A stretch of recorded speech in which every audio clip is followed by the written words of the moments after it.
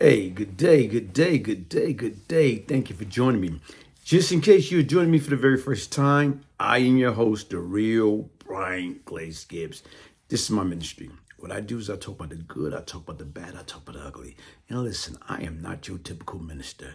You ain't gonna hear me quoting the Bible. What I'm gonna do is right now, I'm giving you hood gospel. And once again, these are cautionary tale to let kids know. Guess what? There's no shortcut in life. Only thing come fast is trouble. I was that test dummy. Learn from my mistake. Listen to the words that come out of my mouth. And today, what I'm gonna talk about is this, man.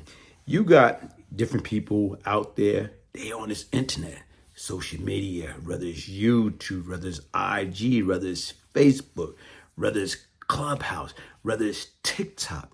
You see so much out there. And right now is, guess what? This is out there for a while. And sometimes you got things that have been out there for a while and start recirculating.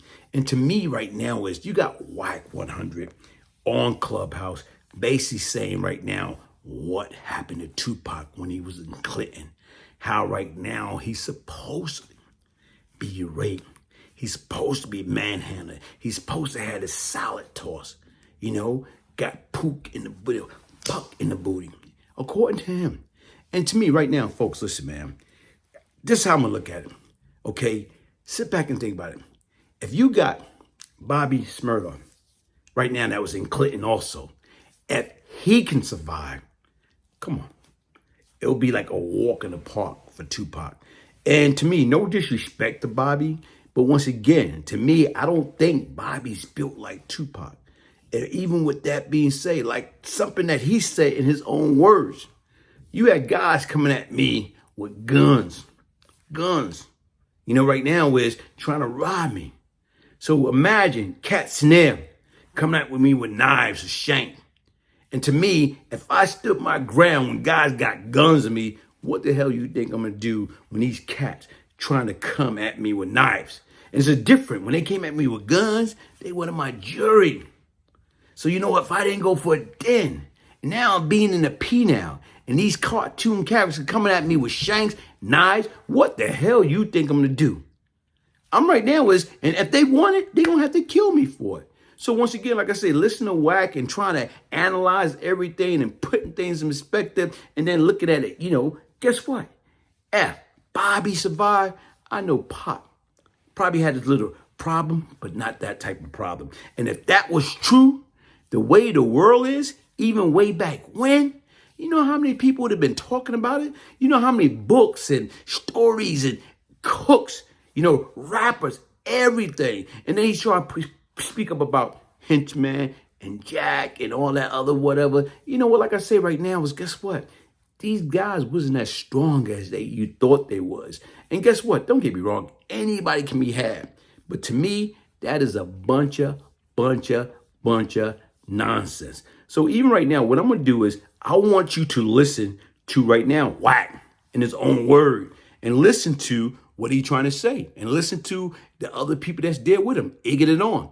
This is Clinton down the mall, which is a Max A facility, and people have gotten raped, got killed, and everything. But if Tupac, of the magnitude that he is and was, guess what? That would have been all over TMZ everywhere else way back when. Here we go.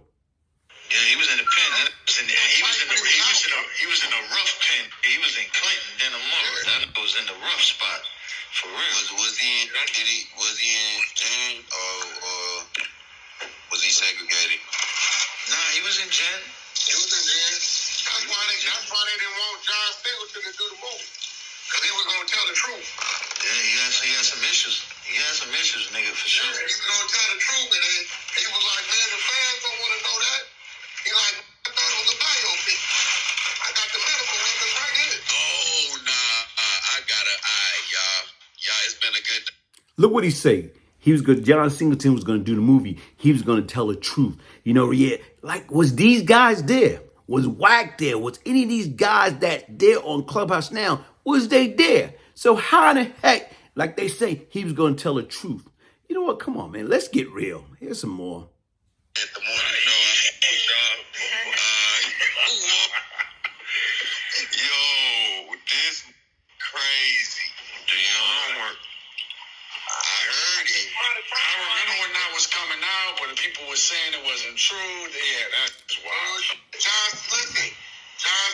told you, old boy, listen, it's a biopic. Niggas, we ain't talking about what they already know. We got the medical records right. Listen, when you're in prison and something happens to you, and you go to the infirmary, the medical records are there. And they got to call home, too. If you got stabbed, if you got sodomized, whatever happened, hit in the head with a rape, a metal, nigga, the medical records is there.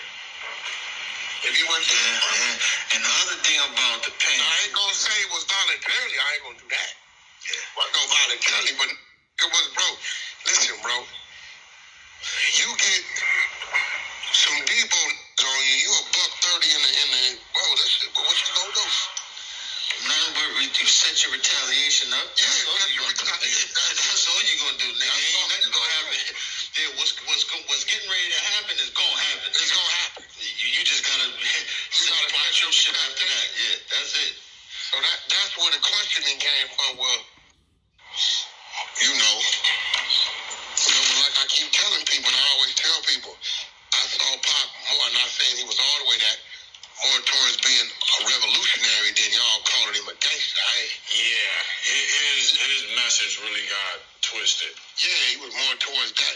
Plus, I gotta remember why he was there, bro. And at the end of the day, yeah, regardless of if he did it or not, that was his man. So and a lot of niggas come in there saying they didn't do it, nigga. So that's the story of every nigga that come in there with them sexual abuse joints.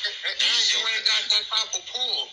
You ain't got that pool coming up in there talking about who you is. We don't give a fuck about you. Then you got niggas like Henchman and Jack running, boy.